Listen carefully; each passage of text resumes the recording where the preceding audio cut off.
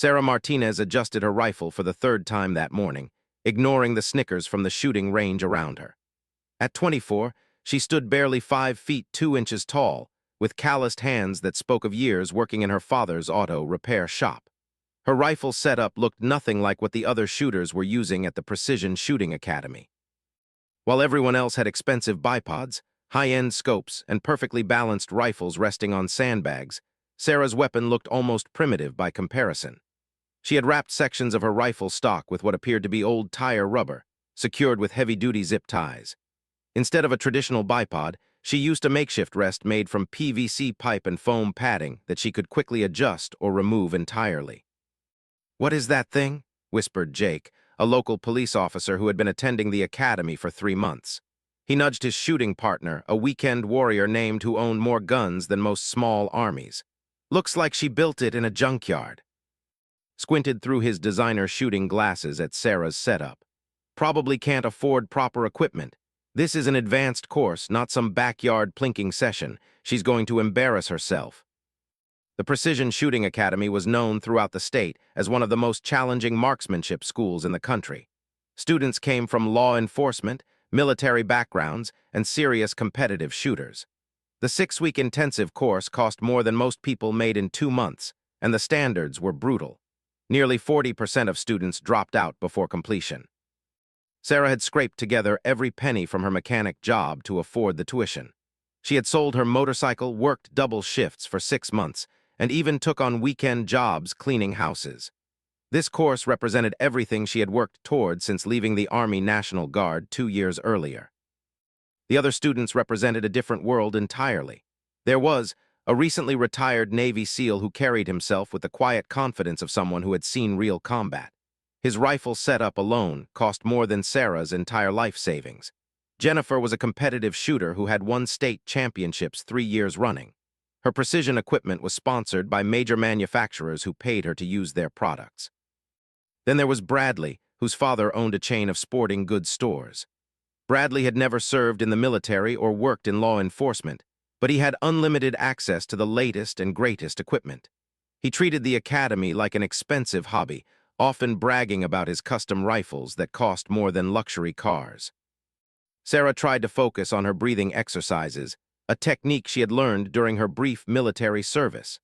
She ignored the conversations happening around her, though it was impossible not to hear some of the comments. "I heard she was National Guard," someone said behind her. "Probably just drove trucks or something. This isn't weekend warrior training." "Why would someone like that even try this course?" another voice added.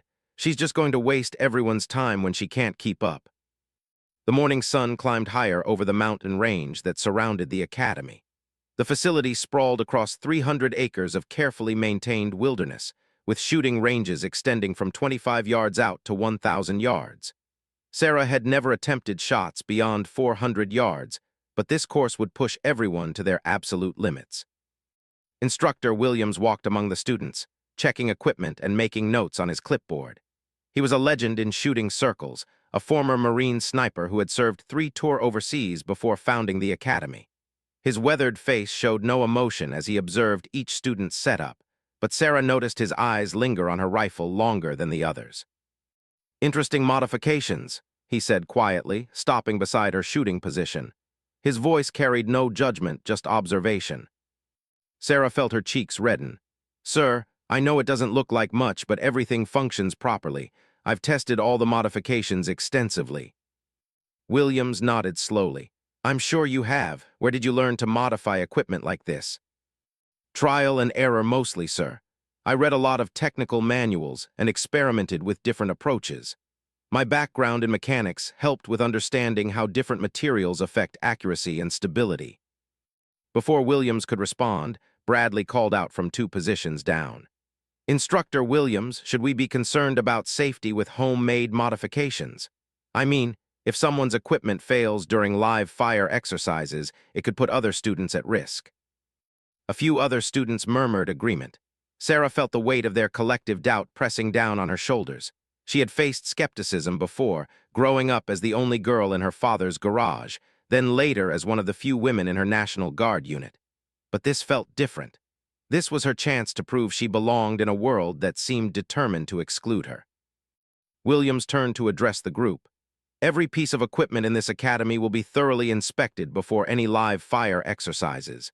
Safety is our primary concern, followed by effectiveness. Expensive doesn't always mean better, and unconventional doesn't always mean unsafe. The morning continued with equipment checks and basic marksmanship reviews. Sarah consistently grouped her shots well, though she noticed some students exchanging glances when she fired. Her rifle didn't sound quite the same as theirs, and her shooting position looked different from the textbook form most had learned. During the lunch break, Sarah sat alone at a picnic table, reviewing her notes from the morning session. She had filled a small notebook with observations about wind patterns, temperature effects on ballistics, and adjustments she wanted to make to her equipment. Jennifer approached with her lunch tray. "Mind if I sit here?" Sarah looked up, surprised. Jennifer was clearly one of the most skilled shooters in the class, and Sarah had assumed she would avoid association with the outsider. "Sure," Sarah replied, closing her notebook. Jennifer sat down and took a bite of her sandwich before speaking. "I noticed your groupings this morning. Your equipment might look unconventional, but your fundamentals are solid. Where did you train?" "Mostly self-taught," Sarah admitted. "I had basic marksmanship training in the Guard, but nothing like this level. I've been studying ballistics and precision shooting for the past 2 years, trying to learn everything I could before coming here." "That's impressive. Most people here had extensive formal training before attempting this course. I went through 3 different shooting schools before I felt ready for this level." Sarah appreciated the kindness, but she could see other students watching their interaction. She didn't want Jennifer to face guilt by association with the class outsider. "Thanks," Sarah said simply. "I know my setup looks strange, but I've put a lot of thought into each modification." Jennifer nodded. Sometimes the best solutions come from thinking outside conventional approaches. Just because everyone else does something one way doesn't mean it's the only way. The afternoon brought their first real challenge: precision shooting at 300 yards with time constraints. Students would have 90 seconds to engage 5 targets, each requiring different holdover calculations based on distance and wind conditions. Sarah watched as other students struggled with the time pressure. Their expensive equipment was certainly capable of precision, but under stress, many found themselves fumbling with complicated adjustments and overthinking their approach. When her turn came, Sarah settled into position with fluid movements that surprised even herself.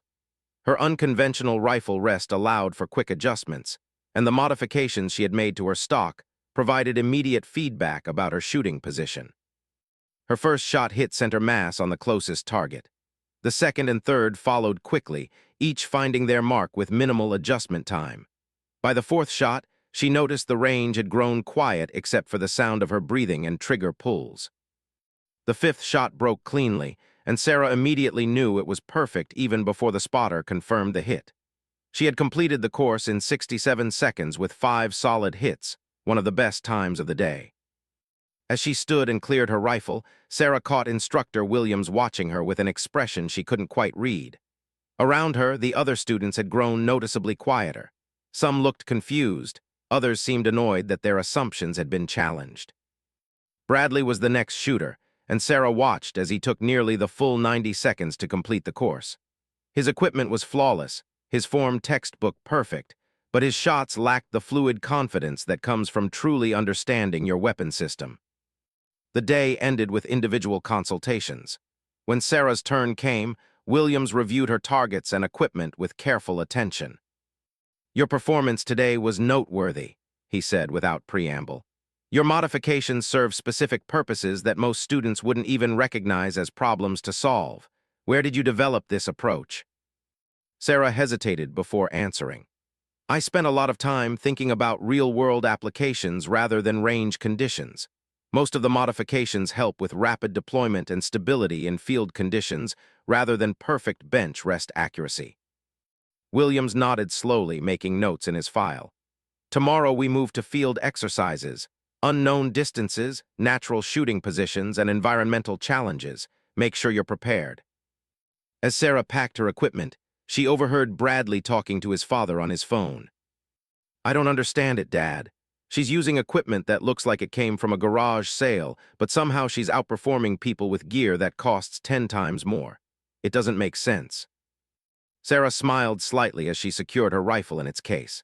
Tomorrow would bring new challenges, and she suspected her unconventional approach would face even more scrutiny. But for the first time since arriving at the academy, she felt like she truly belonged here. The second week of training began with a pre-dawn wake-up call that had students stumbling through the darkness toward the equipment shed. Sarah had been awake for 30 minutes already, a habit from her National Guard days that served her well in civilian life. While other students fumbled with coffee and complained about the early hour, she methodically checked her gear and reviewed the day's weather conditions. Instructor Williams stood before the assembled group as the first hints of sunrise painted the mountain peaks orange. Today, we leave the comfort of prepared shooting positions. You'll be engaging targets at unknown distances across varied terrain. Your equipment will be tested by mud, dust, temperature changes, and physical stress. Some of you may discover that expensive doesn't always mean practical. The group hiked 2 miles into the wilderness, each carrying their complete shooting system plus additional gear. Sarah noticed several students struggling with the weight of their elaborate setups. The former SEAL moved with practiced efficiency, but even he seemed to be evaluating the practicality of his precision equipment in field conditions. Bradley was breathing heavily within the first half-mile. His custom rifle, while beautiful, weighed nearly twice what Sarah's modified weapon did. His high-end case and specialized accessories added even more bulk to his load. "This is supposed to be a shooting course, not a hiking expedition," Bradley muttered to Jake during a brief rest stop. "When would anyone actually need to carry this much gear this far?" Sarah adjusted her pack straps and continued moving. Her rifle was secured in a way that allowed quick access while maintaining balance during movement. The modifications that looked so strange on the shooting bench suddenly seemed purposeful in this environment. Their first shooting position required engaging 3 targets spread across a valley at distances ranging from 200 to 500 yards. The catch was that they would only have range finders for the first target. The other distances would need to be estimated using terrain features and environmental clues. Jennifer went first, setting up her competition equipment with practiced precision. Her shots were accurate, but Sarah noticed she struggled with the unconventional shooting position and the time pressure of unknown distances. The bench rest techniques that worked perfectly in competition didn't translate easily to shooting from behind a fallen log with uneven ground beneath her. When Bradley's turn came, his frustration became obvious. His heavy rifle was difficult to maneuver into position, and his scope settings that worked perfectly on the range seemed inadequate for the varying light conditions and distances. His first 2 shots missed entirely, and his third barely caught the edge of the target. "This is ridiculous," Bradley said loudly enough for everyone to hear. "In what real-world scenario would anyone need to make these kinds of shots under these conditions? This is just showing off." Williams watched without comment, making notes on his clipboard. Other students shifted uncomfortably, unsure whether they agreed with Bradley's assessment or worried about challenging the instructor's methods. Sarah's turn arrived with the afternoon sun creating challenging shadows across the valley. She settled into position behind the log, her rifle's unconventional modifications suddenly making perfect sense. The foam padding she had added absorbed the irregular surface of the wood, creating a stable shooting platform. The rubber wrapping on her stock prevented slipping despite the moisture from her hands. Her first shot at the known distance of 200 yards was dead center. For the second target, she used techniques she had learned from studying military field manuals, estimating distance based on how much of the target was obscured by her front sight post. The shot struck home. The third target required the longest shot of the day. Sarah studied the terrain, noted the wind patterns indicated by vegetation movement, and made her calculations. When she fired, there was a long pause before the spotter confirmed a solid hit. "Outstanding," Williams called out. "Time to completion, 4 minutes, 12 seconds, all targets neutralized." As Sarah cleared her rifle and moved away from the firing position, she caught fragments of conversations among the other students. "How is she doing this with that setup? There's got to be something we're not seeing. Maybe she's just lucky." The day continued with increasingly challenging scenarios. Students were required to engage targets while moving between positions, simulate combat reloads under time pressure, and adapt to changing environmental conditions. Sarah's equipment, which had seemed so out of place on the first day, proved remarkably adaptable to each new challenge. During one exercise, a sudden rainstorm forced students to protect their equipment while maintaining operational readiness. Sarah's rifle modifications included protective covers that deployed quickly, keeping critical components dry without interfering with functionality. Several other students struggled with expensive optics that fogged up or electronic systems that malfunctioned in the moisture. Approached Sarah during an equipment maintenance break. His usual confident demeanor seemed subdued as he cleaned water from his precision optics. "I have to ask," he said quietly, "where did you really learn to modify equipment like this? This isn't typical civilian innovation." Sarah looked up from cleaning her rifle. "Honestly, necessity and stubbornness. I couldn't afford the high-end gear, so I had to figure out how to make basic equipment perform at a higher level. I spent 2 years reading every technical manual I could find and testing different approaches." Nodded slowly. "There's something familiar about your approach. The way you problem solve, the way you move, even the way you think about equipment functionality. It reminds me of guys I knew who had been in some very specialized units." Before Sarah could respond, Bradley interrupted their conversation. "I don't mean to be rude," Bradley said, though his tone suggested otherwise, "but I'm paying the same tuition as everyone else, and I expected to train alongside serious professionals, not weekend hobbyists with garage projects. Maybe there should be different courses for different levels of commitment." The comment hung in the air like a challenge. Other students stopped their equipment maintenance to listen. Sarah felt the familiar burn of anger in her chest, but she kept her voice steady. "My commitment level isn't measured by how much I spent on equipment," she replied. "It's measured by how well I can perform the mission." Bradley's face reddened. "Mission? This is a shooting school, not military service. And frankly, your equipment looks like a safety hazard. What happens when those zip ties fail or that foam padding falls apart? You could endanger other students." Stood up from his cleaning position. "Her equipment has performed flawlessly for 2 weeks. Meanwhile, your electronic range finder died yesterday, your bipod legs jammed this morning, and you've missed more targets than anyone else in the class. Maybe the problem isn't her commitment level." The tension in the group was palpable.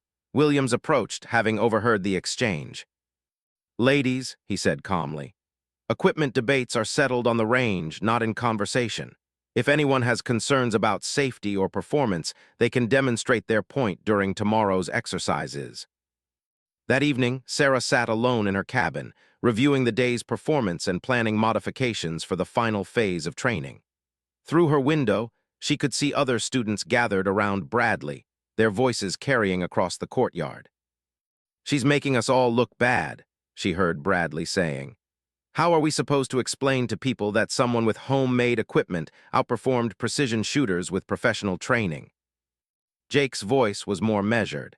"Maybe we're approaching this wrong. Maybe there's something to learn from her methods instead of just dismissing them." "Learn what?" Bradley replied. "How to rig together equipment with zip ties and foam? This is supposed to be a professional course, not a demonstration of how to compensate for being too cheap to buy proper gear." Sarah closed her window and returned to her notes. She had faced skepticism before, but never at this level of intensity. Tomorrow would bring the final week of training, including the ultimate test that determined who graduated from the academy with certification and who went home with nothing to show for their investment. She pulled out her phone and scrolled through old photos from her National Guard unit.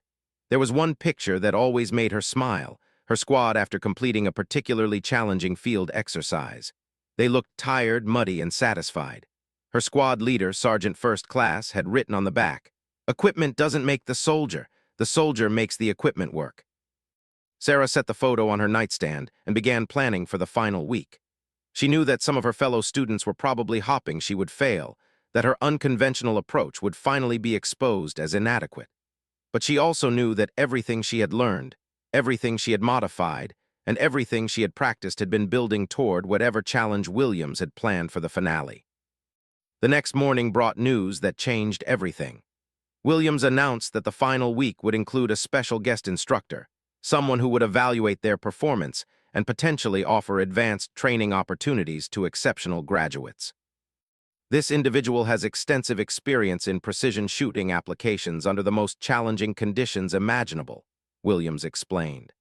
Their standards are higher than mine, and their evaluation will determine not just who graduates, but who might be recommended for specialized training programs that most of you have never heard of. Sarah felt a familiar tightness in her stomach. She had come to the academy to prove she belonged in the precision shooting community. Now it seemed like the stakes were higher than she had ever imagined.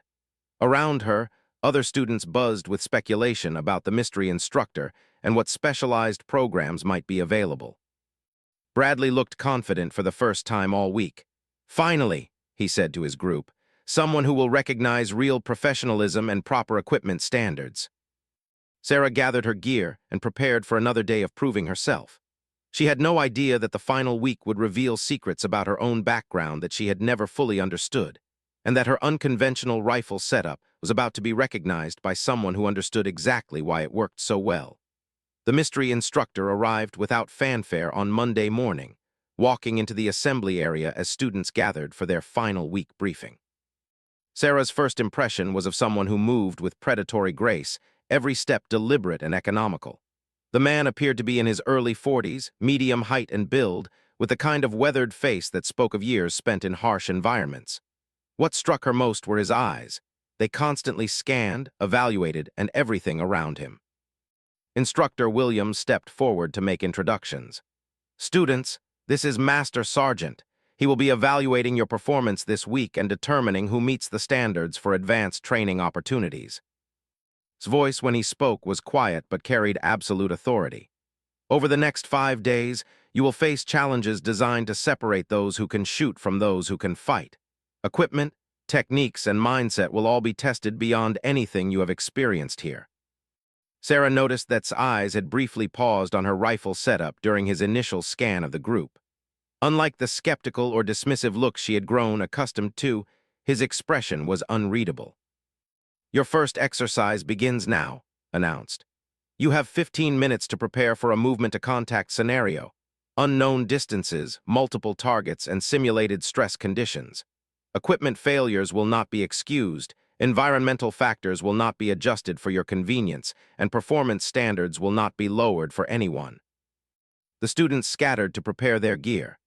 Sarah ran through her pre-mission checks with automatic efficiency, a routine she had developed during her National Guard service. Her rifle modifications, which had seemed so unusual to her classmates, suddenly felt like natural extensions of her own capabilities.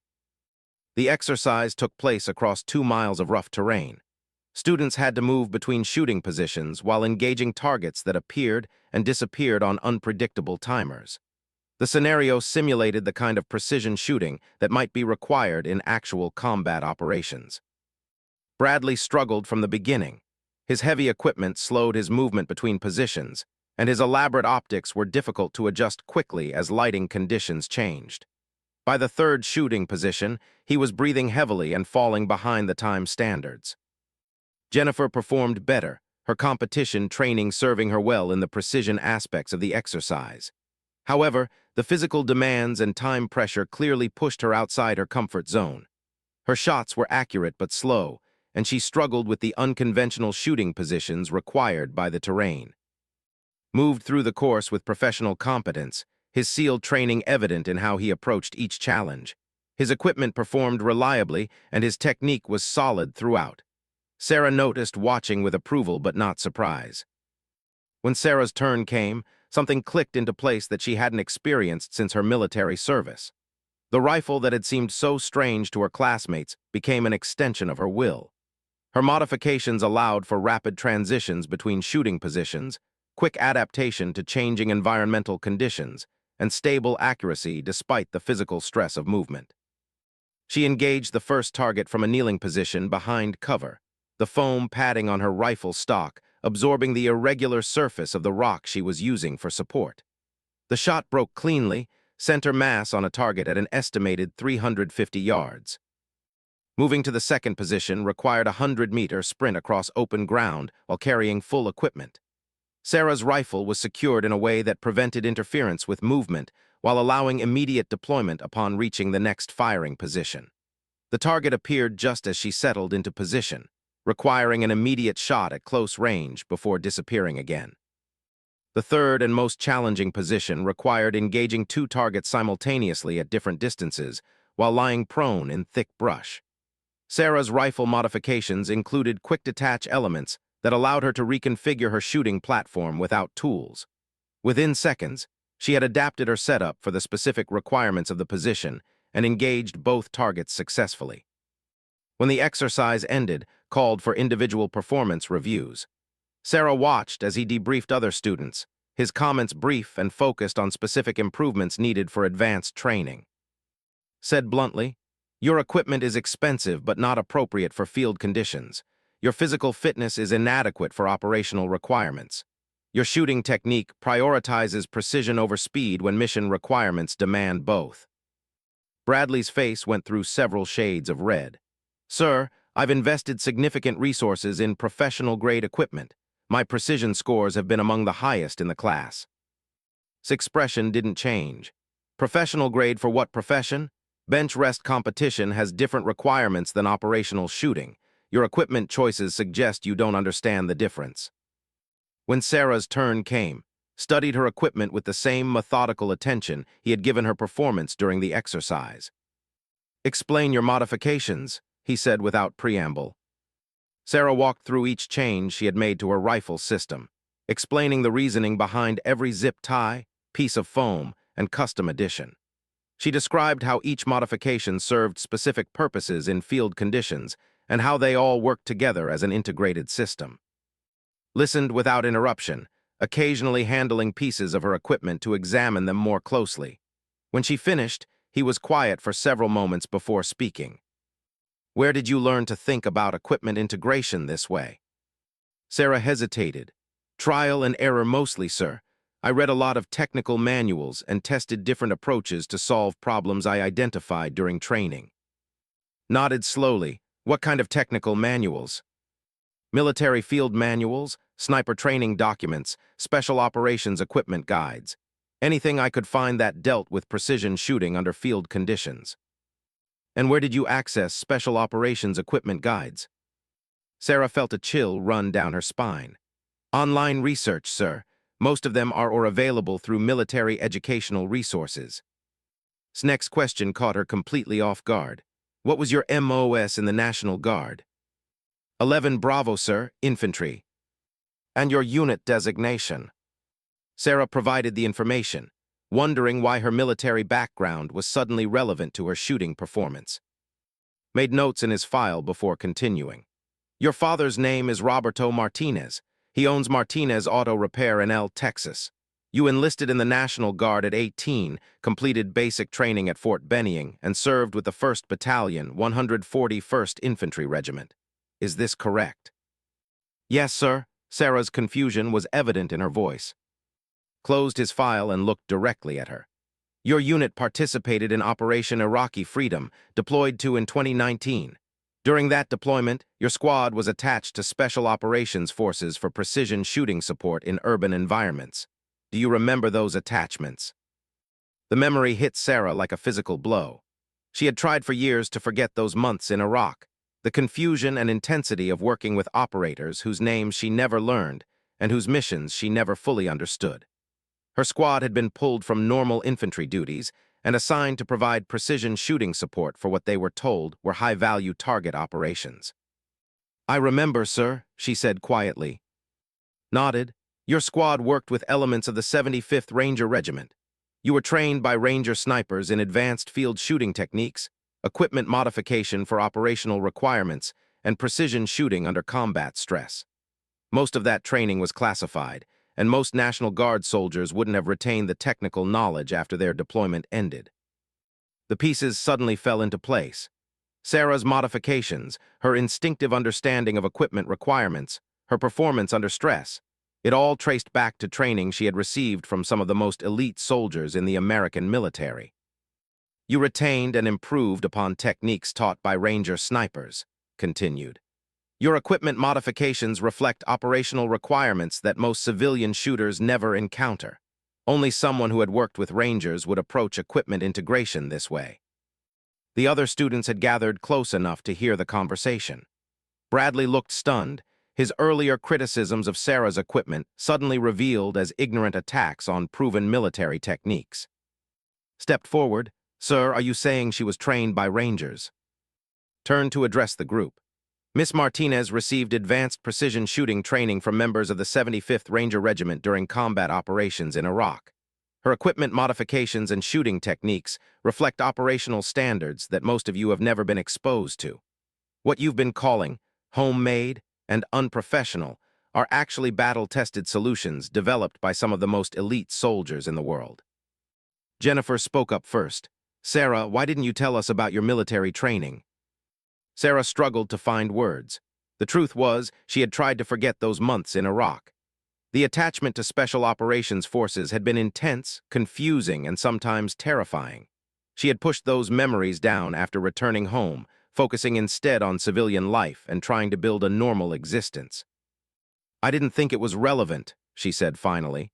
"It was just a temporary assignment during deployment. I didn't consider myself specially trained." His expression softened slightly. "Miss Martinez, you received training that Rangers typically reserve for their own snipers. The fact that you not only retained that knowledge but continued developing it on your own demonstrates exceptional dedication and understanding." Bradley found his voice, but her equipment still looks like garage modifications. Turned toward Bradley with an expression that made everyone step back slightly. Ranger snipers modify their equipment based on mission requirements, not appearance. Function over form. Reliability over expense. Miss Martinez's rifle setup would be immediately recognizable to any Ranger veteran as field-modified precision equipment. The revelation changed everything. Suddenly, Sarah's unconventional approach wasn't the result of budget constraints or amateur modifications. It was the application of elite military training that her classmates had never experienced. Her performance throughout the course wasn't luck or natural talent. It was the product of the highest level of precision shooting instruction available in the American military. Williams approached the group. "Master Sergeant has been evaluating candidates for the Advanced Tactical Shooting Program. This is a specialized course developed in partnership with Special Operations Forces for precision shooters who demonstrate exceptional potential." Nodded. "Based on this week's evaluation, I'm recommending 3 students for the advanced program. Miss Martinez, Mr. and Miss have all demonstrated the combination of technical skill, physical capability, and tactical understanding required for specialized training." Sarah felt overwhelmed. She had come to the academy hopping to prove she belonged in the precision shooting community. Instead, she had discovered that she already possessed training that most civilian shooters could only dream of accessing. Bradley made one final attempt to salvage his position. "Sir, surely investment in proper equipment should count for something. Professional-grade gear demonstrates serious commitment to the craft." His response was delivered with the patience of someone explaining obvious facts to a child. Miss Martinez's rifle cost approximately $800 including modifications. Your equipment cost more than most people's cars, yet she outperformed you in every measurable category. In operational shooting, results matter more than receipts." As the group dispersed, Sarah found herself surrounded by classmates who suddenly wanted to know more about her military experience and training. The same people who had dismissed her equipment as amateur modifications now peppered her with questions about Ranger techniques and operational shooting. Jennifer approached as the crowd thinned. "I owe you an apology," she said sincerely. "I thought I was being kind by sitting with you at lunch that first day. I didn't realize you had more advanced training than anyone else here." Sarah shook her head. "You were being kind, and honestly, I didn't fully realize what that training meant until today. I thought everyone learned the same basic techniques." Joined their conversation. "Sarah, if you don't mind me asking, why didn't you pursue military career progression after that deployment? With Ranger training, you could have had opportunities most soldiers never see." Sarah was quiet for a moment before answering. "Those months were intense in ways I wasn't prepared for. When I came home, I just wanted normal life. I wanted to work in my dad's garage, go to school, maybe get married someday. I didn't want to think about combat or special operations anymore." Approached as the group continued their discussion. "Miss Martinez, the Advanced Tactical Shooting Program includes opportunities for civilian contractors who support Special Operations Forces. You wouldn't need to return to active duty, but your skills could serve important purposes in the civilian sector. Sarah looked around at her classmates, people who had doubted her abilities just hours earlier, but now recognized her as the most qualified person in the course. She thought about her father's garage, her simple life in L, and the dreams she had put aside to pursue normal existence. "Thank you, sir," she said finally. "I'd like to learn more about those opportunities." As the sun set over the academy on the final day of training, Sarah packed her unconventional rifle with new understanding of its significance. What had started as budget-conscious modifications had revealed themselves as applications of elite military training. Her classmates' mockery had been replaced with respect and curiosity.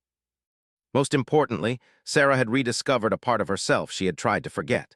The young soldier who had worked alongside Rangers in Iraq hadn't disappeared. She had just been waiting for the right moment to emerge again. The Precision Shooting Academy had become more than a course completion. It had become a homecoming to skills and capabilities she never should have abandoned. Bradley approached as she secured her equipment for the final time. "Sarah, I owe you an apology," he said awkwardly. "I was wrong about your equipment and your capabilities. I let my assumptions get in the way of recognizing real expertise." Sarah accepted his apology graciously, understanding that ego and embarrassment had driven his earlier behavior. As she walked toward the parking area, she reflected on how much had changed in just 6 weeks. She had arrived hopping to prove she belonged. She was leaving with the knowledge that she had always belonged. She just hadn't realized it until someone who understood elite training helped her see the truth. The drive home would give her time to think about what came next. The Advanced Tactical Shooting Program represented opportunities she had never considered. More importantly, it represented a chance to honor the training she had received from Rangers who believed she was worth their time and expertise. Sarah Martinez had been mocked for her rifle setup by people who didn't understand its significance. Now she knew the truth. Only Ranger veterans train like that, and she was proof of their teaching excellence.